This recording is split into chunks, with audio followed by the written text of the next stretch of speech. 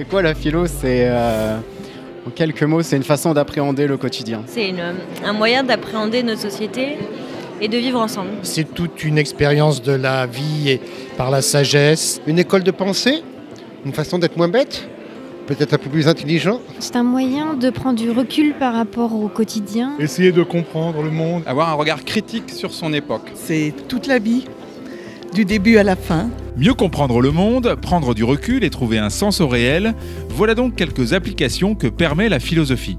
Pour aller plus loin dans ce travail de réflexion, le Temps des Cerises vient d'inaugurer un nouvel espace ouvert à tous et baptisé du nom du philosophe français Paul Ricoeur. C'est important que ce soit dans un lieu comme ça que son nom soit porté, puisque d'ordinaire, c'est plutôt dans des universités, des salles de cours et des choses comme ça.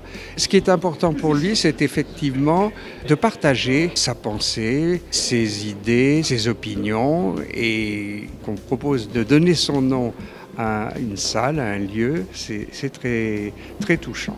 Je peux que me réjouir du fait qu'une ville comme ici les Moulineaux dédie une salle à la philosophie, qui plus est avec le nom de Paul Ricoeur, qui pour moi est un philosophe très important, qu'on tend parfois un petit peu à méconnaître.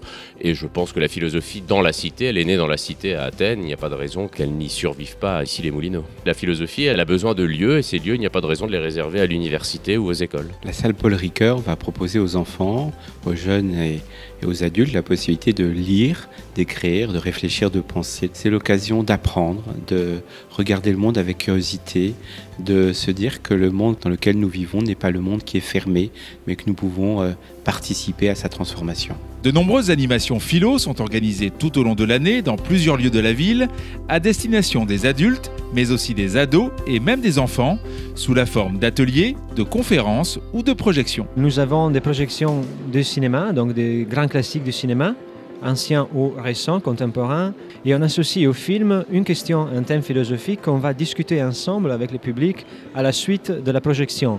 Ce n'est pas une discussion savante, il ne s'agit pas de montrer ses compétences en philo, mais au contraire de discuter à partir du film et d'analyser, de se confronter sur ce qu'on vient de voir, essayant de l'animer d'une question philosophique. Les enfants sont à eux seuls de grands philosophes, ils posent de vraies questions. Un enfant qui dit « mais pourquoi il y a tant d'injustice ?» Ce sont des questions, en tant qu'adultes, bien sûr, nous reprenons, mais les enfants, ils cherchent à comprendre aussi. Philosopher, c'est transformer sa vie en expérience à l'aide de la pensée. À partir de là, c'est toute l'activité humaine qui est en jeu. Et il y a aussi des recherches de méthodes pour pouvoir penser ensemble le plus librement possible.